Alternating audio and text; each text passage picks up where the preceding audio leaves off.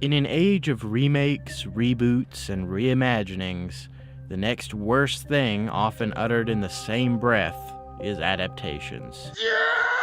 Adaptations of popular books and concepts are more prevalent now than they've ever been, and the reason for that is the same reason we get so many remakes: pre-established audiences.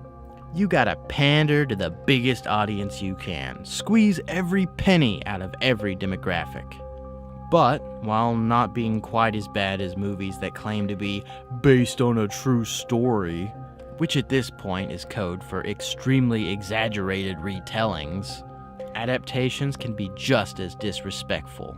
Basically, saying something is an adaptation equates to putting the title of a popular story or literary work on a movie, then filming said movie with only a whisper of the original source material because some arrogant blowhard thinks they could improve on a story that was already perfect. This is so common anymore, and it makes me sick. I mean, how many movies or TV shows have you seen lately that claim to be an adaptation? I'm willing to bet you've seen at least one, which just goes to show how many there are and how many genres they're infecting. And I'll be honest with you, I get it to an extent. I'm not an unreasonable guy. I know movies have to take certain liberties when adapting something written into a visual medium. A movie will never be able to truly capture what your imagination can create when reading a story. All it can ever be is how one person interprets the material given to them. And that's fine. But it crosses the line when you start changing up core elements of the story. For example, for some reason Hollywood is obsessed with adding pointless romantic subplots to stories that traditionally never had them. This is such a tired, overly used gimmick that really needs to stop. Not every movie has to have a romantic subplot.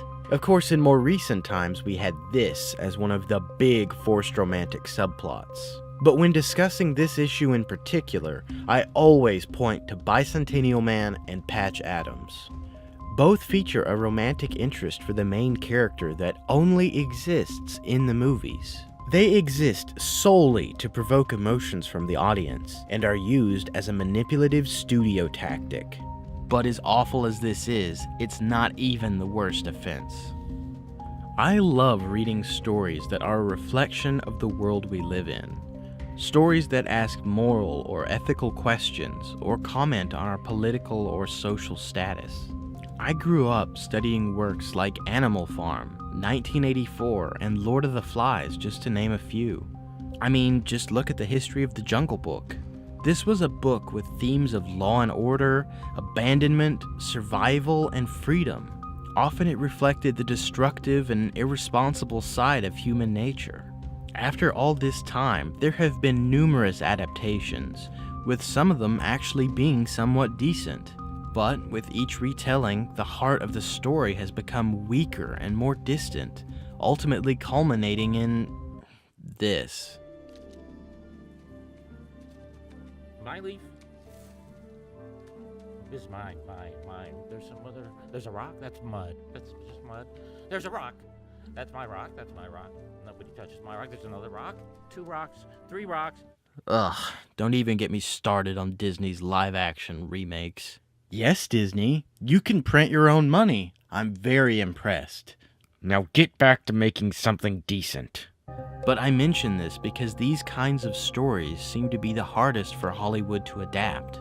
Oftentimes, some hack writer will get their hands on a story with a real message or theme to it, and while adapting it to the screen, they will completely butcher the message. Because more often than not, the writer of the adaptation will not understand what makes it work. And like I said, this goes for mythology too. Rarely are stories based on mythology respectful to its traditional telling, and often insist on adding filler or characters that didn't exist before. Again, I'm looking at you, Disney. Coming to video in 1998, the fun-filled classic that critics are calling the most entertaining movie of the year. Wow, must have been a really boring year. What this ultimately comes down to is a lack of passion and respect for the project. Because filmmaking is a business anymore. Capturing the heart of a story is no longer the goal. It's to make it recognizable and general enough to entertain any audience. Because all they care about is selling tickets and getting your butt in a seat. But this isn't strictly a cinematic problem. TV shows are just as bad. Let me tell you about a show that perfectly exemplifies this. I recently watched Electric Dreams, a show based on the works of Philip K. Dick, a renowned science fiction writer who contributed a truly impressive array of works to the genre. However, when watching the show, I couldn't help but feel like the goal of the show wasn't to faithfully adapt his work, but to capture the essence of how his stories felt. And, while sounding good on paper, each episode often lives and dies by this fact. Some episodes are fairly well executed adaptations of his stories, while others are so vastly different and hold such a different message that you could hardly say it's based on his work at all. Some stories in this show fail to understand, on a fundamental level, the appeal of the material it's drawn from. With one of those fundamentals being, it's about the question, not the answer. The episode that upset me the most was called The Hoodmaker. This adaptation deals with themes of prejudice, privacy, and evolution, which is all well and good, but it's nothing like the story it's based on. Don't get me wrong, the original story deals with these themes as well, to a certain extent, but the original story is far more subtle and follows a completely different set of characters. Oh yes, they created an entirely new set of characters for this episode, because obviously the original characters were too boring to adapt. Instead, we have to work with this handful of stereotypes. I wonder what this character could be. Is he a detective? Philip K. Dick's writing often asks a question. Questions with no clear answer that are often fascinating to think about. While in the case of this episode, the storytelling is so heavy-handed and in your face that there is no room for thought. They ask a question and then are intent on answering it. There are a few episodes that would have been far better if they were just left up to the viewer to decide. But screw that, everything has to have an ending. Perish the thought you actually think and decide for yourself. Okay, I was in the process of editing this video, and I thought I would pop in and share an interesting tidbit of information. Usually for every episode of Cinema Dissections, I do a lot of research and double-check all my facts.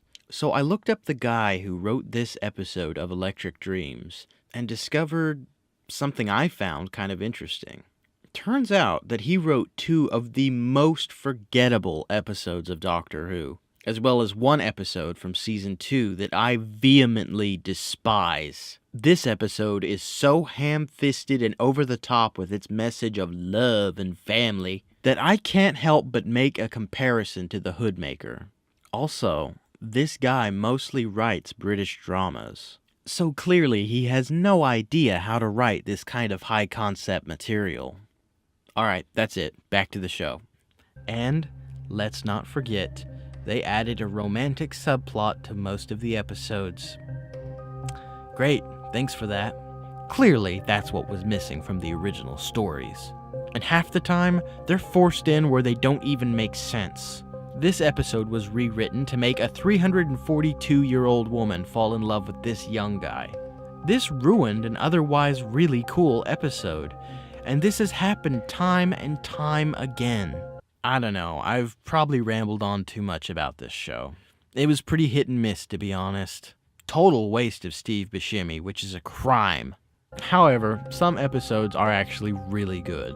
But anyway, let's move on to another example. I am a huge fan of Lovecraft adaptations, but with that being said, most are not at all faithful to the source material.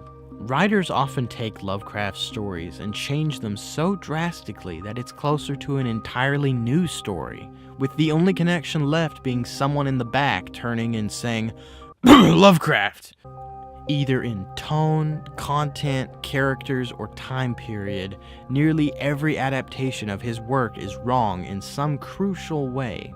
Now, that does not necessarily make it bad, but it does still make it inaccurate at best. But Lovecraft's work is most often the victim of one of the worst adaptations you could possibly make, and that is contemporary retellings. God, I despise these.